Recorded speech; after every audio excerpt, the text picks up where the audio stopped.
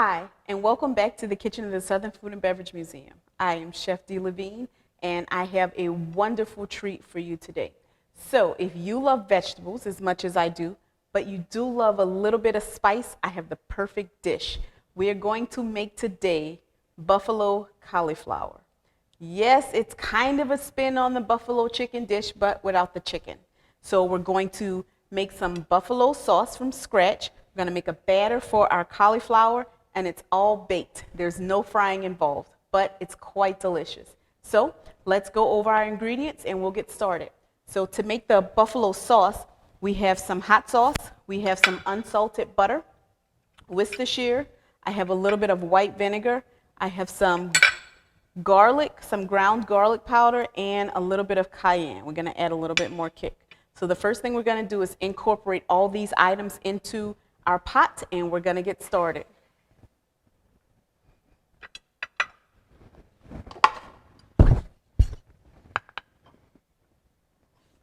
First in goes the butter, and I'm going to turn it on.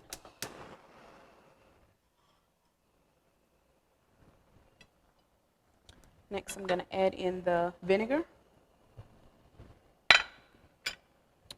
spice, I'm going to get that in there, and the Worcestershire. And finally, we're going to add in our hot sauce.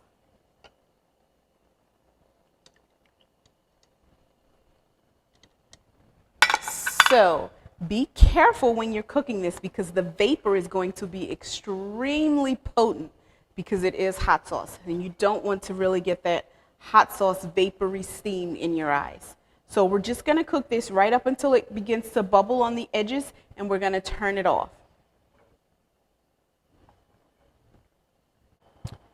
Right now we're right at the stage of where it's starting to bubble on the sides. I'm just going to give it a quick stir just to make sure that all of our butter is melted.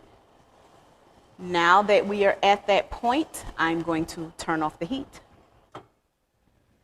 So we're going to turn it off. You can see it's steaming. It's pretty hot. I'm going to mix it in just to make sure everything's incorporated. Next, I'm going to pour it into this bowl to get it ready for our batter.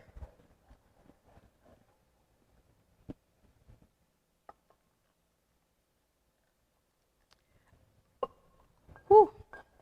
Very, very spicy. So I did use a spoon to help control the drip so that it wouldn't splash everywhere. So definitely use that tip when you're in the kitchen. Now that we have that on the side, we're going to let it just cool off just slightly. The next thing we're going to do is mix up our batter. So we're going to add in all of our dry ingredients. So I have the flour here. It's 3/4 cup. I have a teaspoon of paprika, a teaspoon of salt, a half a teaspoon of black pepper, and 1 teaspoon of garlic. And we're going to add that in. And then the last thing we're going to add in is the milk. And we're just going to whisk it together until it's nice and combined. And it literally turns into a batter.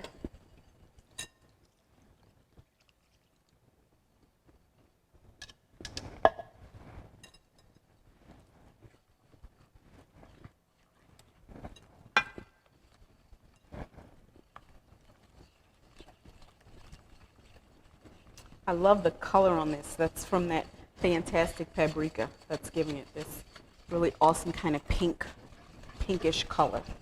So you're just going to whisk around until you don't have any lumps or chunks of flour. You want this batter to be really smooth,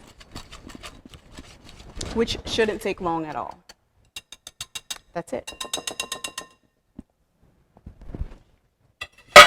So the next thing we're going to do is prep the cauliflower.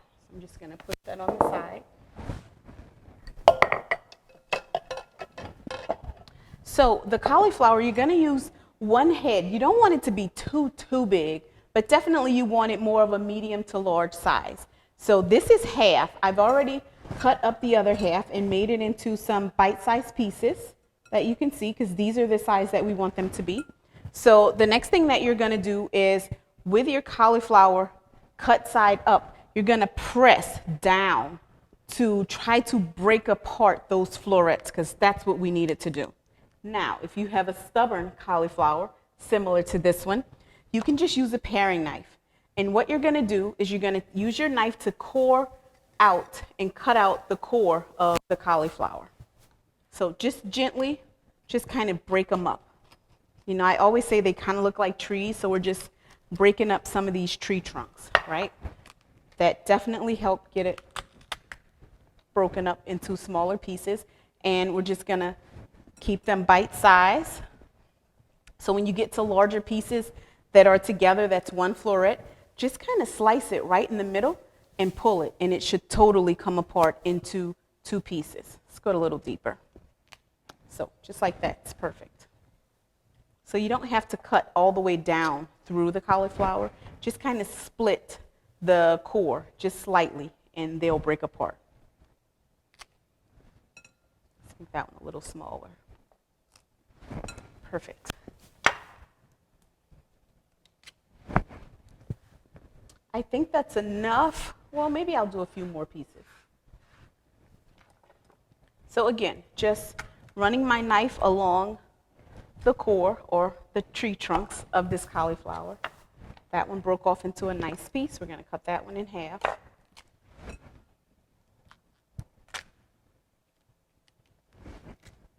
Good. I think that's a good amount. So what we're going to do next is we're going to take this cauliflower and we're just going to coat it into our batter, and we want to make sure we're mixing it to coat every single piece of it. Once it's all nice and coated, we're going to go ahead and put it on our parchment lined baking sheet, which I have right here. And that's just going to help, obviously, to keep your pan clean and stop them from sticking to the bottom of the pan. So in goes the cauliflower. I'm going to use a little whisk to help get them all mixed in. And just start to turn them and make sure they all get coated. I know right now they kind of look a little pink, but once we start to baste them with the buffalo sauce, it's going to change that color tremendously. So that's it. Just keep flipping and turning, just making sure you coat every little piece of the cauliflower. That looks actually pretty good. It smells amazing. So when you're making this, it's totally okay if you want to eat some of it before it's finished, because it's all vegetables and there's not anything in it that would make you sick.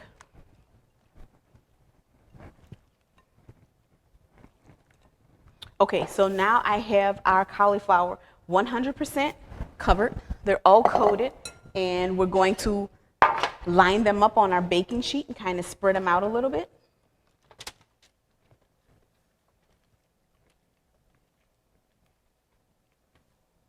If you find that you do have just slightly a little bit more batter left, like I do, and you want to add the rest of your cauliflower, go ahead and do that.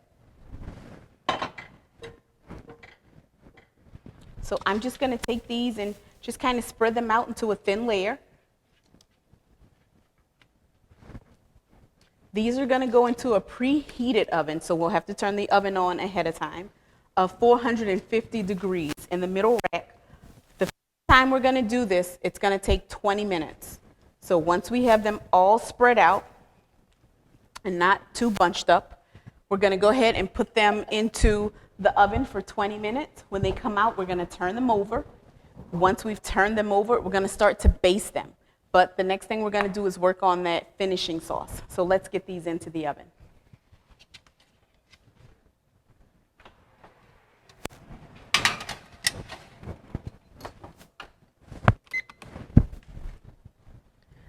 Now that I have them into the oven, we're going to finish that buffalo sauce that we were working on.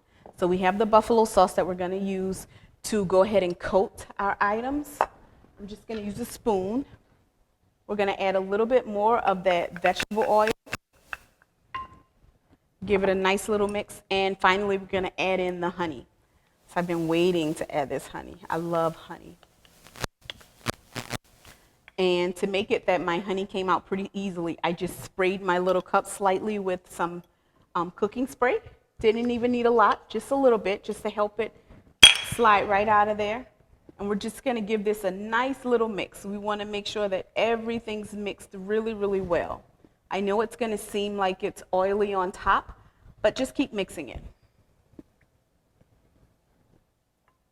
So after our first turn of 20 minutes, we're going to coat them, turn them over, and put them back into the oven for another 20 minutes. When they come out the second time, we're going to coat them again before we eat them, but then they will be done. That will be the finish of our cauliflower.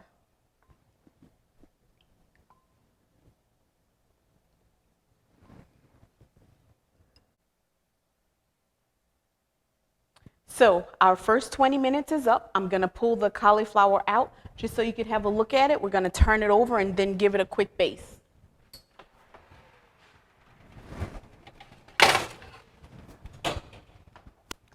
So if you take a look at that, they're starting to look pretty golden brown already. They actually look pretty good. So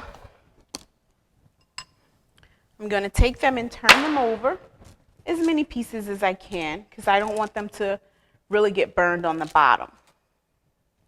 And once we've turned them over, then we're going to go ahead and baste them with the sauce and get them back into the oven for the last 20 minutes.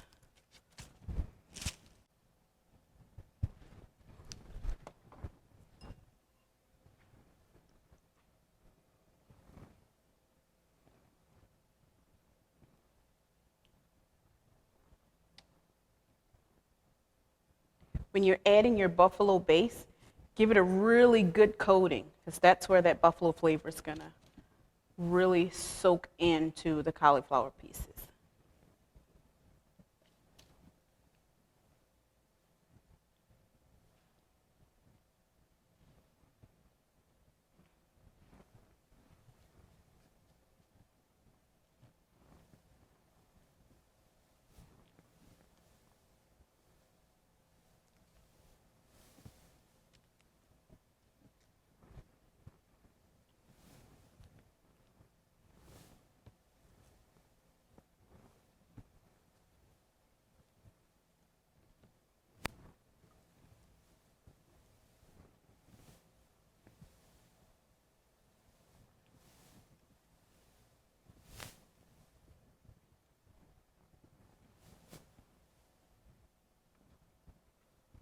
Now that we've basted, back into the oven it goes for another 20 minutes.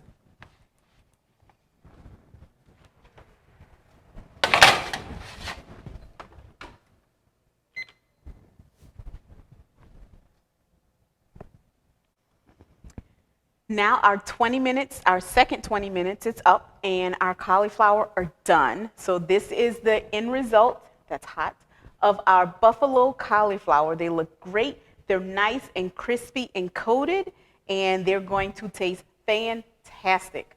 I can't wait for you to come down and visit me at the Southern Food and Beverage Museum.